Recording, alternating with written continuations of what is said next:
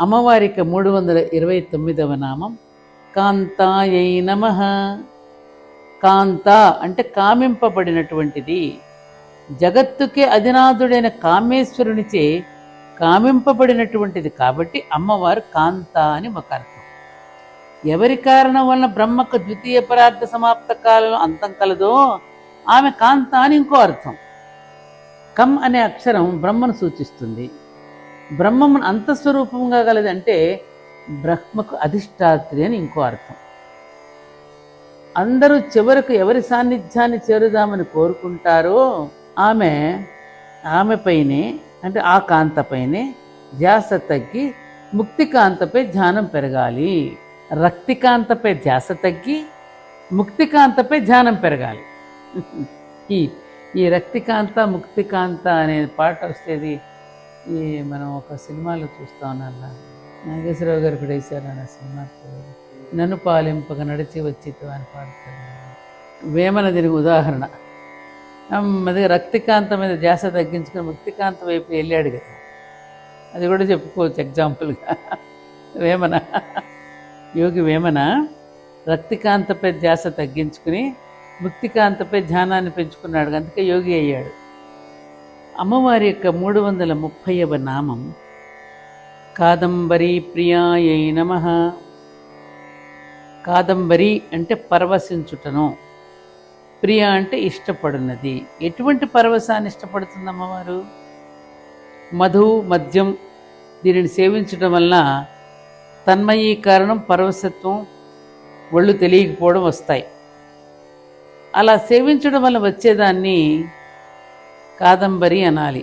కానీ ప్రస్తుతం సేవించే కలు లాంటి వాటిని కాదంబరి అని అర్థం చెప్పుకుంటున్నారు పాపం.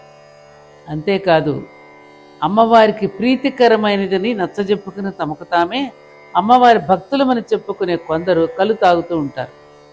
కళ్ళు నైవేద్యం కూడా పెడుతూ ఉంటారు.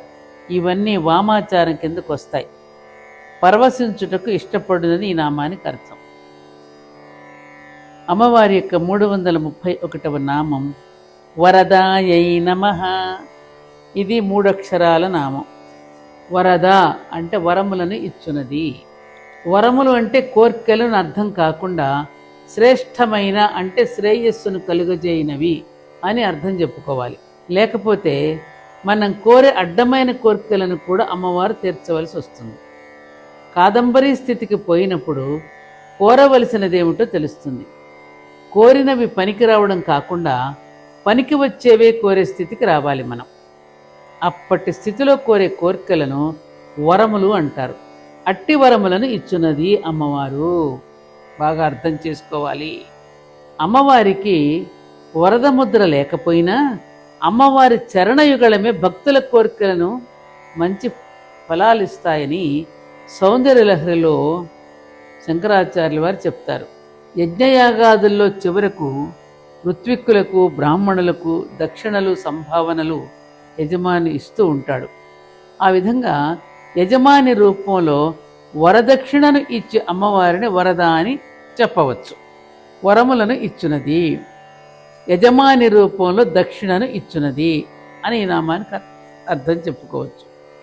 332వ నామం వామనయనాయై నమః. వామ అంటే అందమైన, నయన అంటే నేత్రములు కలది. ఎటువంటి కళ్ళు? అనుగ్రహాన్ని వర్షించే కళ్ళే అందమైన కళ్ళు. మిగిలినవి ఆకర్షణీయమైనవి, అపురూపమైనవి కావచ్చేమో కానీ అనుగ్రహాన్ని వర్షించే కళ్ళే కళ్ళు. అమ్మవారి కళ్ళు ముఖ్యంగా అనుగ్రహాన్ని వర్షించేవే. మన అమ్మవారిని దర్శించుకుని గరికిపాటి నరసింహారావు గారు అమ్మవారి కరుణను చూసే కనులు కావమ్మా అవి కరుణా సముద్రాలు అన్నారు. కరుణారస సముద్రాలు. ఎందుకంటే అమ్మవారు తన కళ్ళతోనే అందరినీ పోషించి లాలించి సాకుతుంది. అమ్మవారు మీనాక్షి. వక్త్రలక్ష్మీ పరీవాహ చలన్ మీనాభలోచన అనే నామంలో వివరణ కూడా చెప్పున్నాం కదా ఇంతకుముందు. వామదేవుడు అంటే శివుడు కాబట్టి వామనయన అంటే శివుడి కన్ను అని ఒక అర్థం. మరి శివుని యొక్క ఎడమ కన్ను అమ్మవారిదే కదా. శివుడి యొక్క సాన్నిధ్యానికి తీసుకుపోయేది అనగా శివుని పొందింపచేయదని మరో అర్థం. నయ్యి అంటే నడిపించుట అనే అర్థంలో శివుని దగ్గరికి తీసుకువెళ్తుందనమాట. శివుని సాన్నిధ్యమునకు తీసుకుపోవునది అనగా శివుని పొందింపచేయదని కూడా అర్థం వస్తుంది. వా అంటే వాత్సల్యమును, మా అంటే మమతను తన రెండు కన్నులుగా కలది అని మరో అర్థం. వా అంటే వాత్సల్యాన్ని, మా అంటే మమతను తన రెండు కన్నులుగా కలది. ఇప్పుడు వెన్నెముకలో ప్రధానమైన నాడుల్లో ఎడమవైపు నాడి చంద్రాత్మకం. ఇది కూడా అమ్మవారికి సంబంధించిందే కదా. కాబట్టి ఇది వామ మార్గగామిని కాబట్టి వామనయన, అందమైన అనుగ్రహపూరితమైన కన్నులు కలది, శివుని కన్నుగానున్నది, శివుని పొందింపచేయునది, వాత్సల్య మమతలను తన రెండు కన్నులు కలిగినది, ఇడా నాడీ ప్రజ్ఞాస్వరూపిణి అని ఇన్ని రకాల అర్థాలు చెప్పుకోవచ్చు అమ్మవారి యొక్క ఈ వామనయన అనే నామానికి.